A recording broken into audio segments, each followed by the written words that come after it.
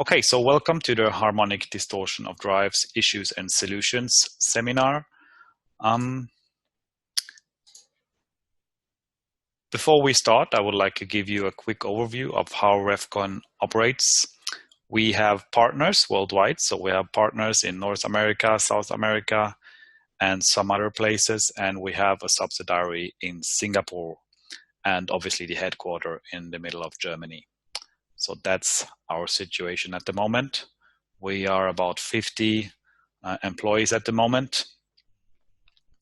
Yeah, that's our situation and our sales channels.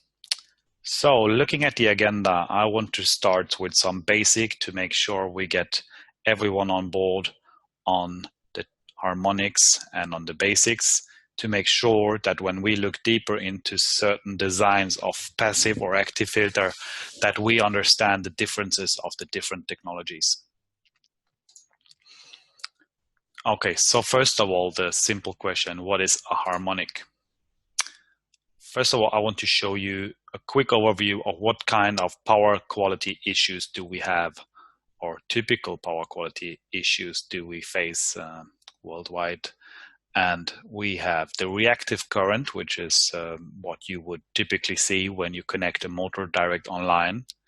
As this will take a reactive current, you would always see some kind of displacement between current and voltage. We have voltage imbalance if you have an unsymmetrical loaded system. We have transients, which is typically a single or a periodical event on the main supply. So when you turn on something very strong, or maybe for some other reasons, you may have transients. And we have the harmonic distortion, which is the topic of today. Basically means that voltage and current are not in shape, not of the same shape.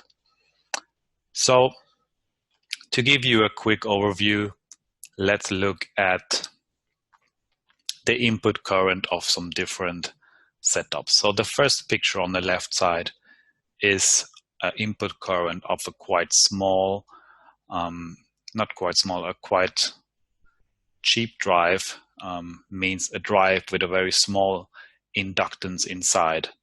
So this is the typical input current of a 6-pulse rectifier with a very small inductance inside. Then we have the typical waveform of a quality drive, which would be around 35% THDI, which is typically made with a 4% inductance inside. As you can see, the second picture is still far away from a sine wave, but it's a lot better than the first picture. And on the third picture, we will see overlapping currents of single-phase load and three-phase load, which result in a mix of nonlinear loads, adding up the third harmonic and further on. Okay, but first of all, we need to understand what is a harmonic. So basically, we look, or when we have AC current, we expect a sinusoidal current, of course, but in fact, the truth is typically different. So we can look at any current waveform and decompose this signal into individual frequencies.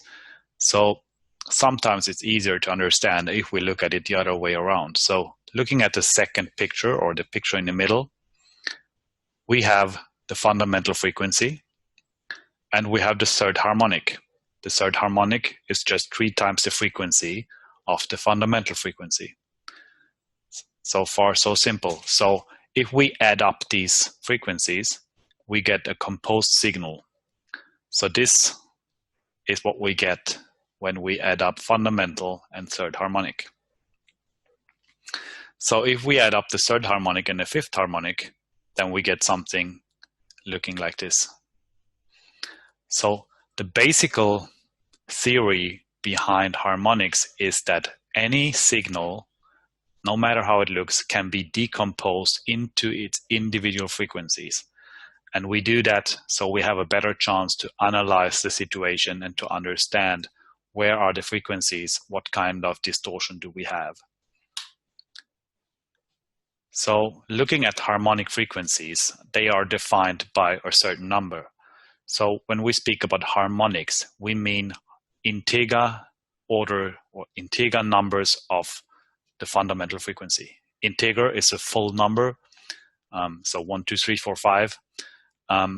If we look at interharmonics, that would be something in between, so 2.5, 2.7, something in between the integer. Not the topic of today, just to mention, there are interharmonics and there are harmonics. Harmonics are full numbers, integer numbers, multiples of the fundamental frequency. Simple example, 11th harmonic is the 11 times fundamental frequency. So 50 hertz, it will be 550 hertz.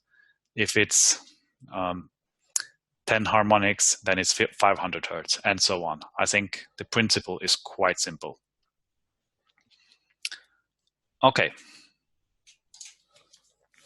To sum up, what is a harmonic? Harmonics are sine wave signals overlapping the main fundamental frequency. And every harmonic is defined by three things. The first one is harmonic order. That's the number, the integer number of the harmonic. So fifth harmonic is 250 hertz. I'm always speaking about 50 hertz, by the way, unless called otherwise. Then we have the harmonic amplitude. That is, how strong is this signal? How strong is the amplitude of this frequency? So looking at the fifth harmonic, how strong is the amplitude of the 250 hertz signal? This can typically be voltage or current. A harmonic is not specifically meant for current or voltage. It's also made for both. And in some different topics, it can also be made for, in audio, for example, it can have a completely different sense. Okay, so we have the order, we have the amplitude, and we have an angle. Angle means what kind of angle do we have between the fundamental frequency and the harmonic order? What is the phase shift between those two? That's really essential because harmonics, depending on their angle, may compensate each other. So a fifth harmonic do not necessarily have to add up to a new value. We have to look at their angle. And if they have different angles, they would compensate each other partly or completely. And that's, by the way, the main principle of an active harmonic solution, which we will talk a lot about later. Okay, so how are harmonics evaluated? I'm quite sure these values you have heard before. So THDI and THDV values. So these are the evaluation numbers to expect certain results. For example, THD means total harmonic distortion and is defined typically up to 40 or 50s harmonic. And this is made for current and for voltage. So before we have a look at the equation for total harmonic distortion, I would like to give you a quick flashback to what is the IRMS. The IRMS is typically what you would measure with a standard clamp meter or anything when you measure the current in any kind of application. So this has two parts. The first part is the fundamental part. That's the sine wave part of this input current. That's the part that is the friendly part. Then we have the harmonic part, which is an overlapping part. That is the part that is causing harmonic currents. Okay, so this IRMS is altogether the fundamental and the harmonic part. When we say, or when we calculate the THDI, we want to put these two parts in a relationship to give you a value that say how good or how quality, what is the quality of my input current. That's how you could interpret this. So looking at the total harmonic current, which is basically the same as the IRMS, but not including the fundamental part. So we only look at the second up to 40 or 50 harmonic right here. So this is the harmonic part. And to get the THDI, we divide this harmonic part by the fundamental frequency, which is the first harmonic. So in the end, we have this equation where we divide the harmonic part by the fundamental part. And this way we get the THDI, which is what we need to evaluate the harmonic distortion of a signal.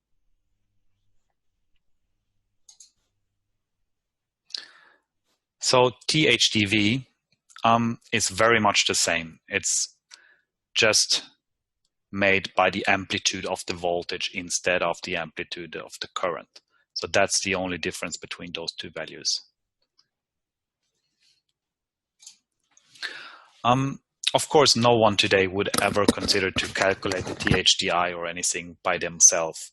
But I think it's essential to understand the calculation behind in order to understand what information can I get from the THDI or THDV.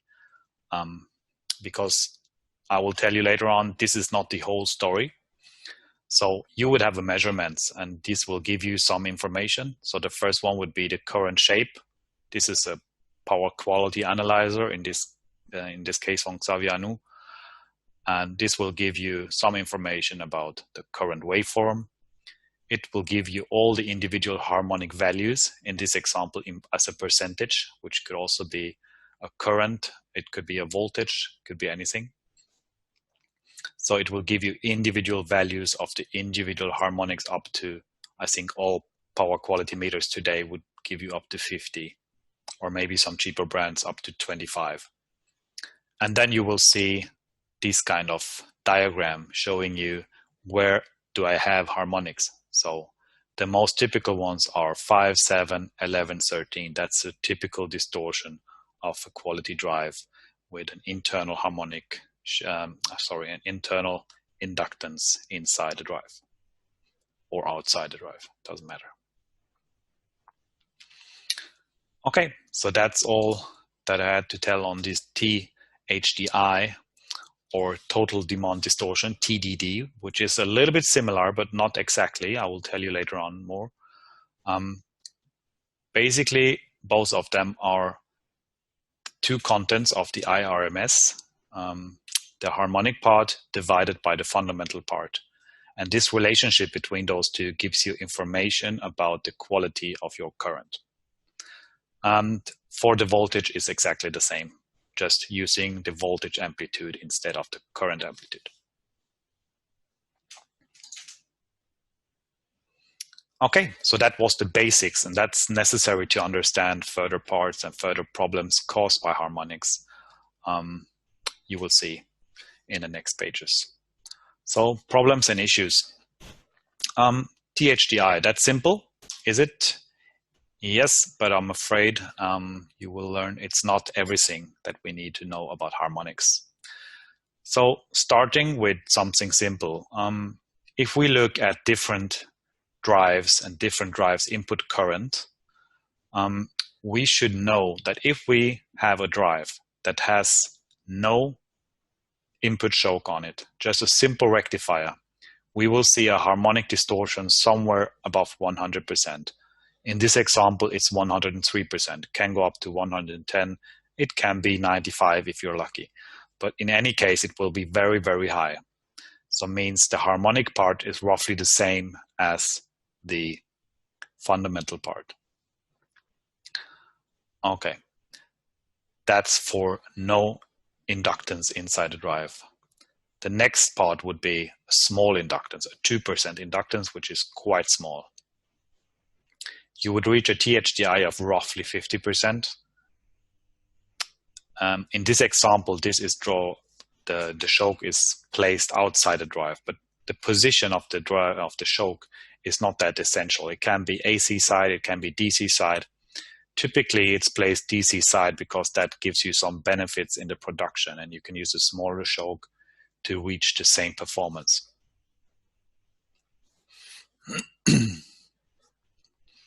Okay, so next one is 35% THD on a drive with a 4% choke.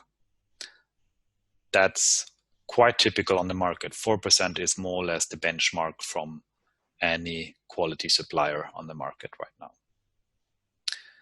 To get further down, you can't just add up the the impedance inside the drive or the inductance inside the drive. You will have to place some kind of harmonic solution to your situation. So a passive harmonic filter would cause you a THDI of 3.5 to 10%, depending on brand, depending on the performance level you choose. I think barely all supplier offers you different performance level of their harmonic filter. So next step would be an active front-end solution. You will typically have a THDI of 3 to 5%. And the main difference between this technology and a standard drive is the input of the drive itself. So if we look at the standard drive right here, we have a diode rectifier input. But if we look at this one, by adding a high switching frequency to the IGBT, we can define the resistance of the input, which means that we can decide how will the input current look like, so we can get the sine wave shape and the input side. As these units are high switching devices, typically in a two-level design, it will switch with about 6 to 8 kilohertz, somewhere in that area, depending on energy direction. These need LCL filter, which are typically already inbuilt or somehow specified mandatory by the supplier. So these are 3 to 5%. And then we have, from a harmonic point of view, the best solution, motor direct online with 1 to 3% THDI. So the first disadvantage of these kind of solutions, or the disadvantage of the high THDI, is the input current. So if we look at 103% THDI, that means your input current will be 55% higher than it had to be if you had a pure sine wave filter or pure sine wave input current. The next setup with the 2% choke, 52% THDI, would still have a higher input current of 12%. 35% THDI would still result in 7% higher IRMS compared to the clean solution passive harmonic filter or active front-end solutions. And obviously, motors direct online will cause higher currents because of the reactive part they cause. They have a power factor, cos phi, so they would typically at least pull 10% higher RMS from the grid, probably higher.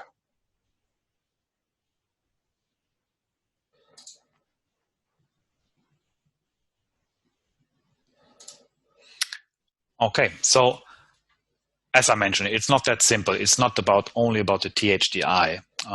Using the THDI as an evaluation for harmonics can give you a first quick picture of the situation. But looking at the equation, this has one quite big problem. If we look at this right here, we can see all harmonics are equal. It doesn't matter if I have a high current on the 40s harmonic or on the second one. All these harmonic are equal, but they're not, because higher harmonics will cause more harm than lower order harmonics. So why do we care about harmonic currents in the first place? You could assume that if you have a drive that will create harmonic currents, this drive should be able to handle these currents. And as a matter of fact, they don't suffer from the current. They can easily handle this higher input current. The diodes are perfectly sized to cover this. But the main problem is that our network or our infrastructure is not ideal supply. We have impedance over all this medium voltage, low voltage transformer, over the medium voltage level, high voltage. All these components in your infrastructure, in the energy infrastructure, have impedance. That means even if you get some clean current or clean voltage from the supply, you will always have some kind of distortion. So obviously, we don't live in an ideal world. The real supply will look like this. All these components have a really, really relevant part. So basically, when we look at Ohm's law, we can say if we have a current and we have an impedance in the system, this can be the wires, this can be the transformer, and especially as I see some from, or at least one of you is from Ecuador, and I know a lot of you are from Chile. So in these South American countries, as far as I am aware, you will also have quite long medium voltage impedance, means long distances of medium voltage. And based on that, you will see distortion also made by this impedance. So kind of a long story short, every current will cause a voltage distortion. If I have a current on 250 Hertz, on the 250 Hertz signal, and I have an impedance, which is also defined for 250 Hertz, then I get a voltage distortion on the fifth harmonics. That's how simple it is. So basically, we don't really care about the harmonic current. All equipment is sized, or at least equipment that will cause harmonics is sized to cover these harmonic currents. So the currents are not the problem. The voltage or the resulting voltage from this current is the problem. Because this voltage will affect all the other equipment connected to the same supply. So that is the real problem. All harmonic currents cause voltage distortion, and voltage distortion affects all equipment connected. To be fair, it affects all equipment connected except for maybe a heating resistor or any very simple device. For example, motors direct online will suffer, drives will suffer if you have high voltage distortion.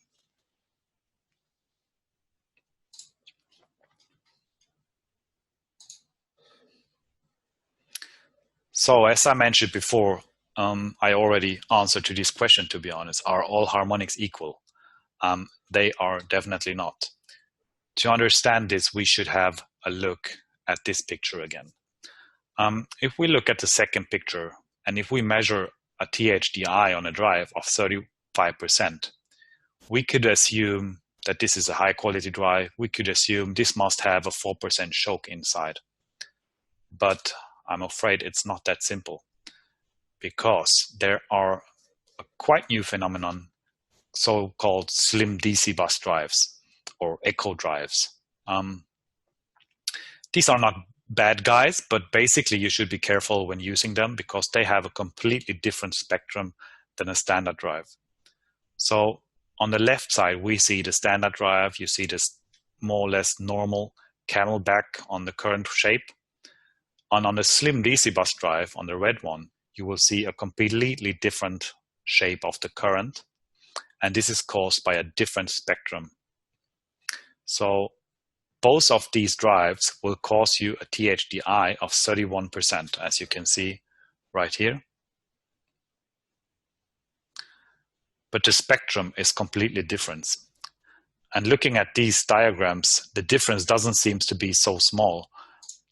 But in fact, this area is much more distorted on a slim DC bus drive.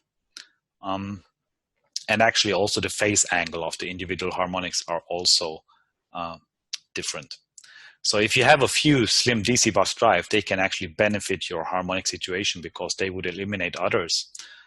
But in the end, you will have to evaluate if you only have slim DC bus drives.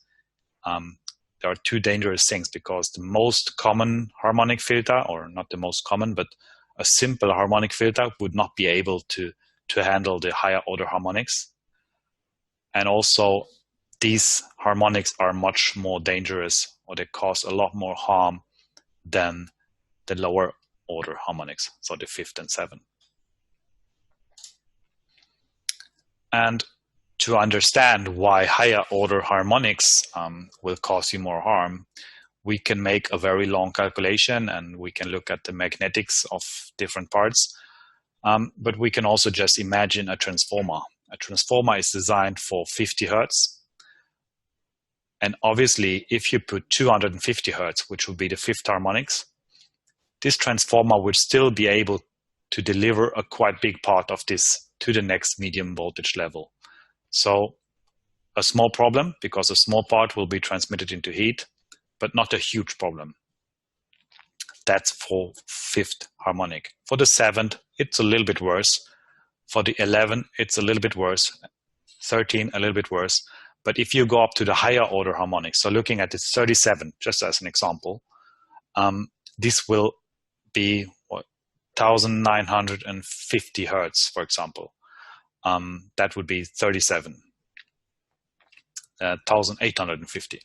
So looking at this frequency, the transformer will not be able to transmit anything from this frequency to the next level. So we need to ask ourselves, where does this energy go? This energy is completely transmitted into heat inside the transformer. And first of all, that's a waste of energy, because all these harmonics is energy. But more of a problem is that your transformer may overheat and see problems. So even though it's not loaded quite significantly, all this energy from this signal will not be transmitted. So you will heat it up quite quickly. So that's the main problem of why, or the main reason why transformer heat up by harmonics. They are not able to transmit all of the harmonics. So some people say, yes, a voltage or a transformer don't transmit the harmonics to the next level. That's only partly true, because transformer can transmit harmonics, and 5, 7, 11, 13, you will see them on the medium voltage side. There will be less, but they are not solved. And a part of them is transmitted into heat. So transformer are not the solution to solve harmonics, or even to separate with a transformer is not the reason, or not the way to deal with harmonics. Okay. So I hope that was clear, and that is basically the background of why high harmonics you should keep a good eye on.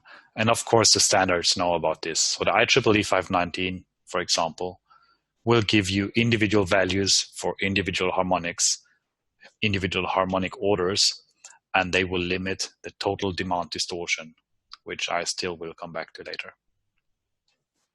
This is just to show you that all these standards, and this is not only for the IEEE, as the IEC will have different ways to handle this and may have some different limits, but in the end, they all specify the individual harmonics and the individual limits for certain frequencies. So as you can see, for the 11 or below 11, they allow you to have a lot more harmonics than they allow you to have for the second, for 11 to 17, and so on.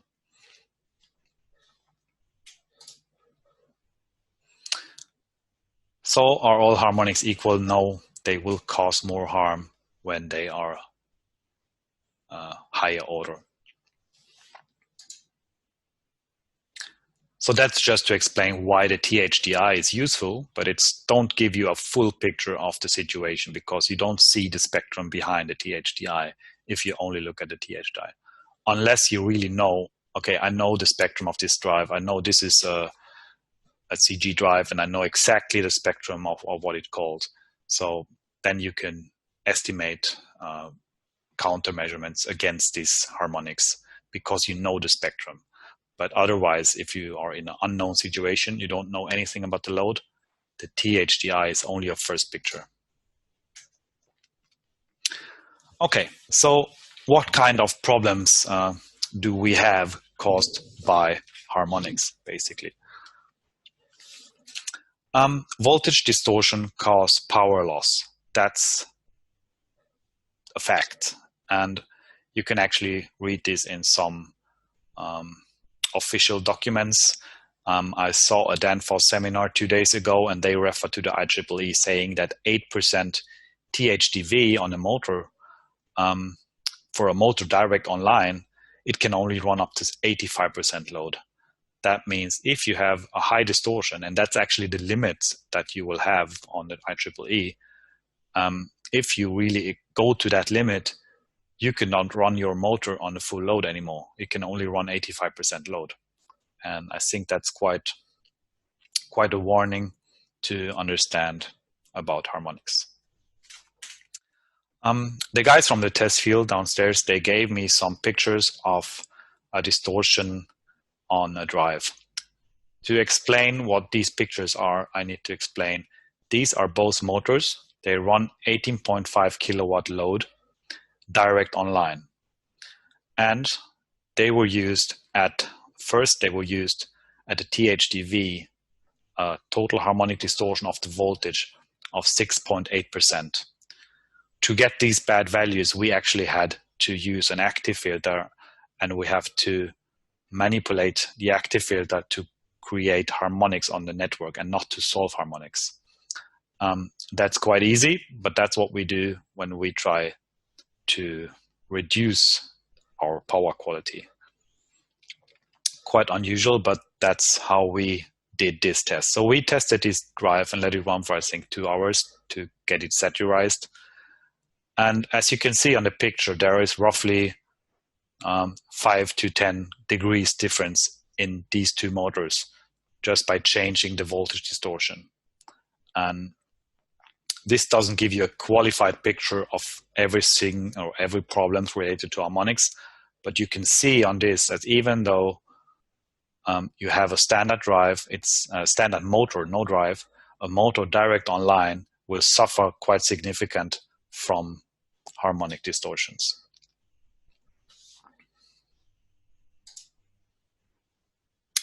Okay, so what other loads and what other problems do we see? I think I mentioned before transformers. They not only suffer from high harmonics, they suffer from all harmonics.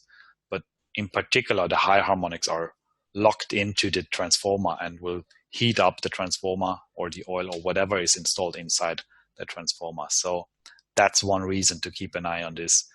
And of course, even though the transformer is not overloaded, this will significantly reduce the lifetime of this transformer. So it's basically the same for power factor correction. So a capacitor direct online would always take the current that is the shape of the voltage. So if you have this shape on the voltage, then the power factor will just pull the same current. And you will see a ripple on your power factor correction on your capacitor, and that will reduce the lifetime of the capacitor quite significant. So as a result, you have to oversize this kind of equipment, or you have to, or looking at the PFC, you would have to replace it earlier than you should need to. And another one is the reduced lifetime of electronical equipment. Looking at electronical equipment, all have some kind of input rectifier and some kind of capacitor in the front because they are DC supplied somewhere internally. So when we look at these capacitors, this capacitor will see the full DC bus ripple of the voltage if we have higher harmonics. So it's not the damage, immediate damage typically. It's more like a damage that will damage your equipment over the time. So if you see your PCs or computer or whatever electronic equipment you have, maybe dying after 12 months, after 6 months, it's not always due to bad quality. It can be the power quality that just makes your equipment suffer. And I think I've never been to Ecuador, but I expect it to be quite hot in many places. If you have ambient temperature that is quite close to the nominal rating of the equipment, then you are in a quite fast. You can get in the area where you overload the equipment, and everything gets damaged sooner than it should be. So keep in mind, any electronic equipment will have lower lifetime. It doesn't have to be an immediate damage. There are plants where you can see immediate damage. If you have above 8% voltage distortion, you can quite easily see fast damage on your equipment. Yes, motors and generators direct online, uncontrolled. They have always increased losses, which will reduce lifetime expectation. They can have reduced torque and unsteady torque. And I think that's one of the main underestimated problems by harmonics looking at motors, because any motor direct online they will try to follow the frequency of 50 or 60 hertz, depending on how many pole pars you have connected. But in any way, they will try to follow the frequency.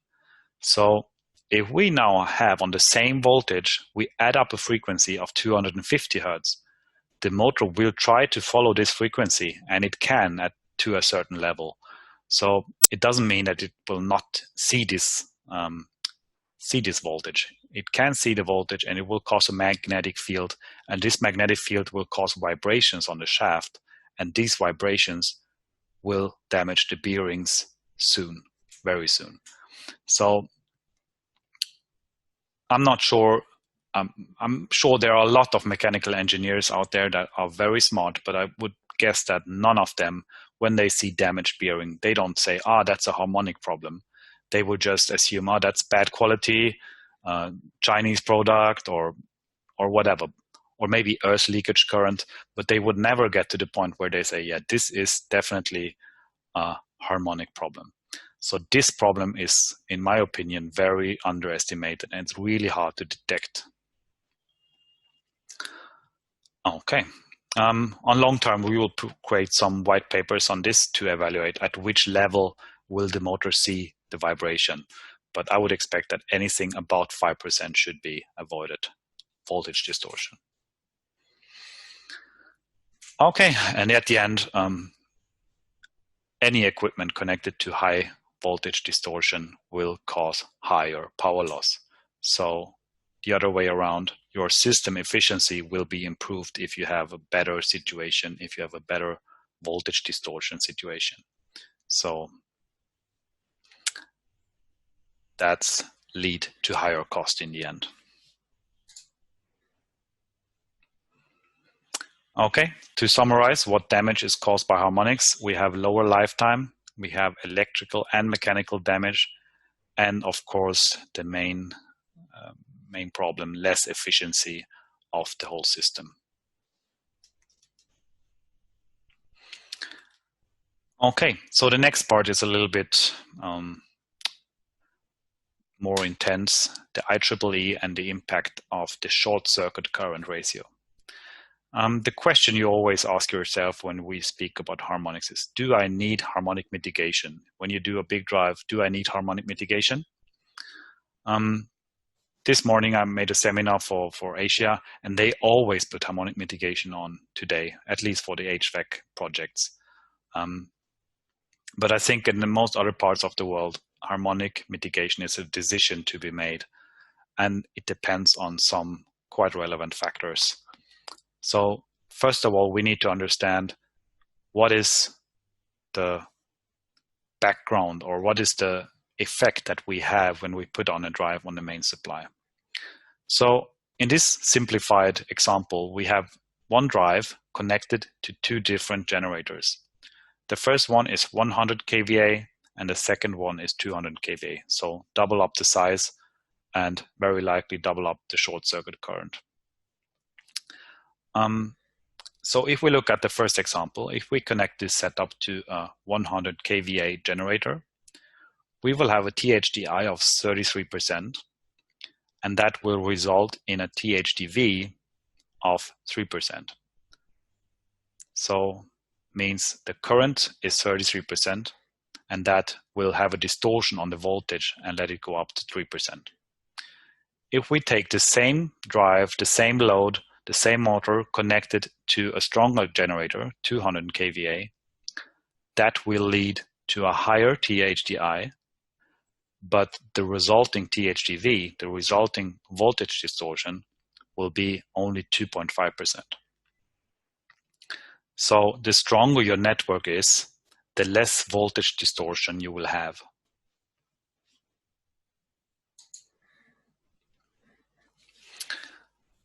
So basically, all standards and recommendations will give you some limits, and they will give you some, or some of them will give you some practice advice. So this is a quick overview. We don't have to go deep into this one, because I think in America the most common one used is the IEEE 519, and also in Asia. In Germany we use more or less all of them, all the other ones. quite annoying, but the standard IEEE gives you a limit of 8%, which is a very high limit. But if we look at the tables used inside the IEEE, they give you some recommendation on, we can switch to the next page.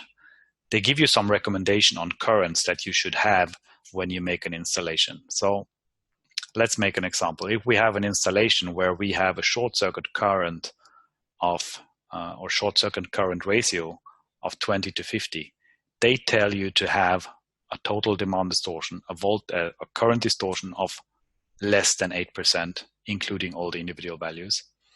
If we follow this standard and this recommendation, we will not get to the limit of 8%, we will get far below 5%. So actually, that's why I mentioned it differently. The limit of the IEEE 519 is 8%, but they practice or they target a 5% limit. So it's a little bit tricky to read because many people think we have an 8% limit. But if we follow the targets and the recommendation of the IEEE, our result on the main supply will be much better. So anyway, I think this is the most common used table for harmonic mitigation when we look at harmonic distortion. So for now, I want to explain what is the difference between TDD and THDI. And looking at the short circuit current ratio, we will do that later. But for now, we focus on the TDD and THDI.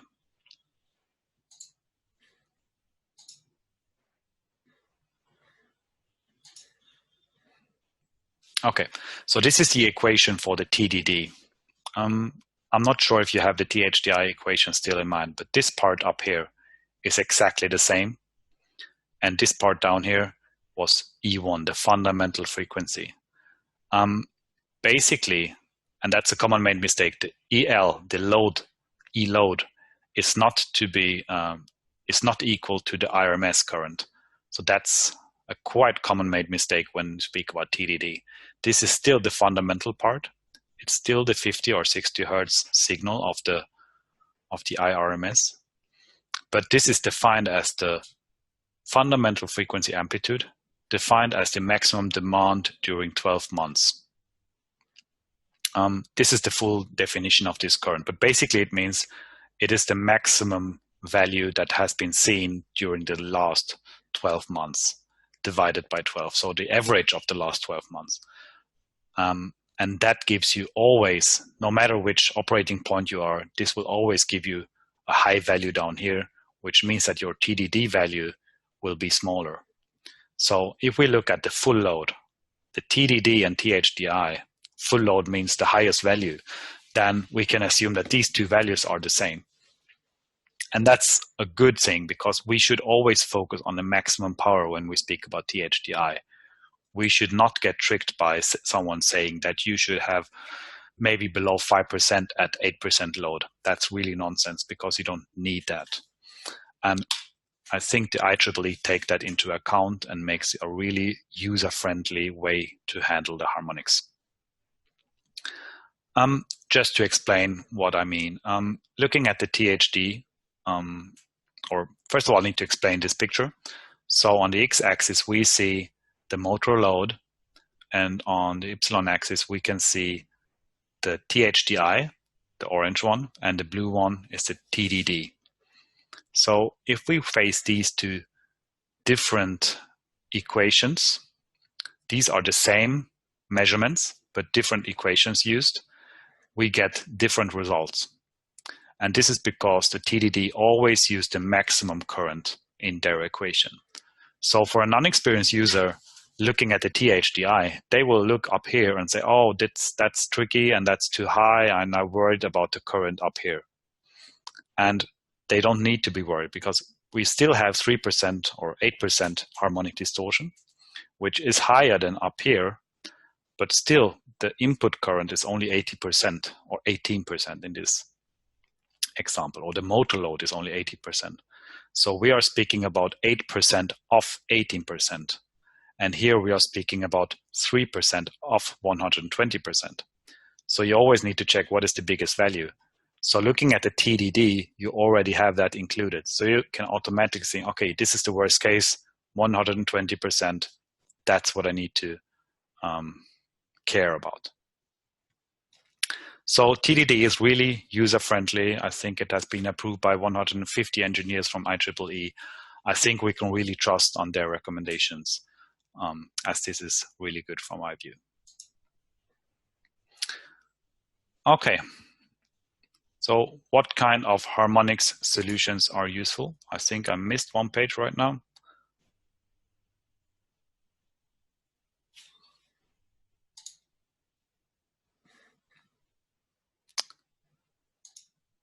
Okay.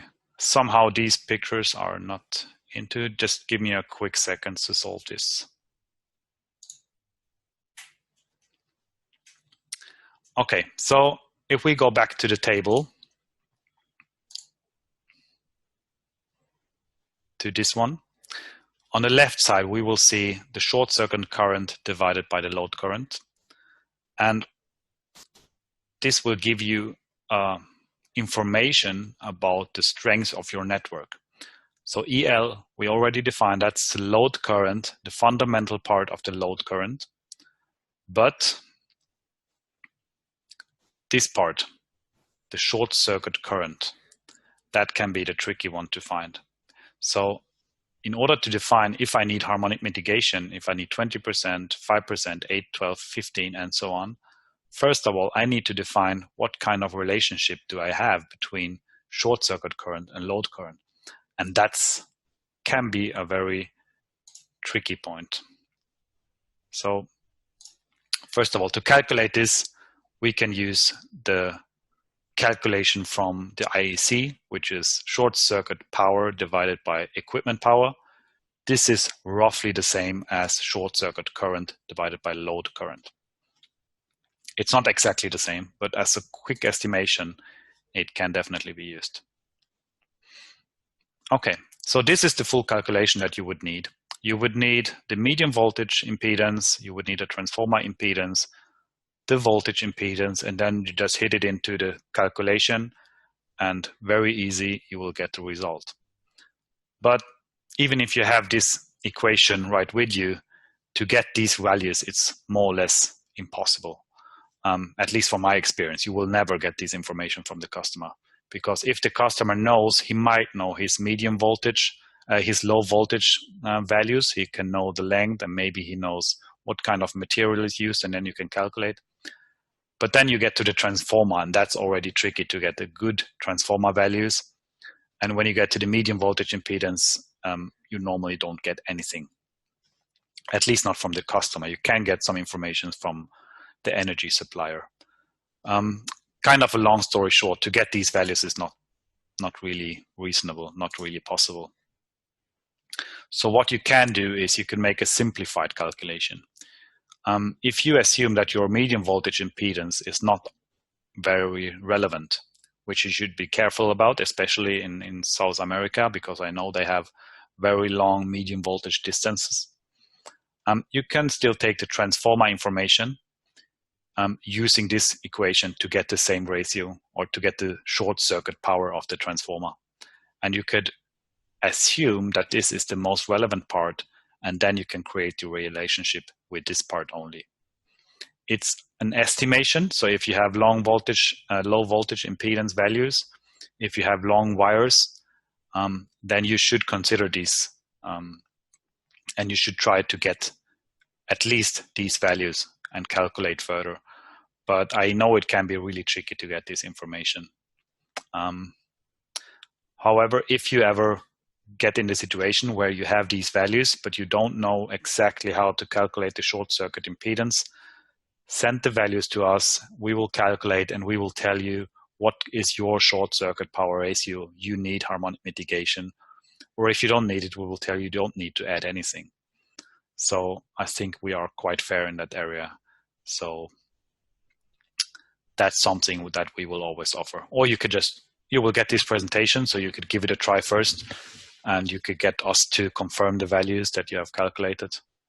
Maybe that's another option. Okay, I will not go through that calculation more detailed, because the first question you will ask yourself is when you make an installation, can I get some kind of rule of thumb? Can I estimate, okay, this could be harmonic problems or this could be good? Yes, I've set up some tables that might be useful for you. I just need to take one coffee.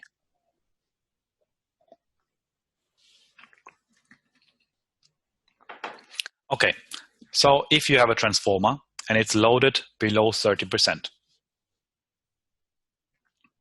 you have linear loads no matter how much. It could be 0 to 100%. So even if your 30% of this transformer is with drives, you will not need harmonic mitigation. You're safe. If your transformer load is 30% to 90% and your nonlinear loads, means drive power or other nonlinear equipment, LED driver or whatever, you will not need harmonic mitigation. If your load is in the same area, 30 to 90%, but you have nonlinear load of 10 to 100%, you should use the table of the IEEE 519 2014 and check what kind of harmonic mitigation you will need.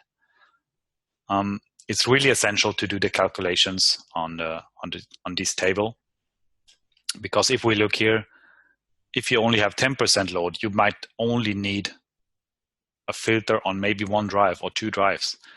But if you always assume this worst case, if you don't get any values, you could always say, okay, I will make it worst case and I will assume 5% TDD.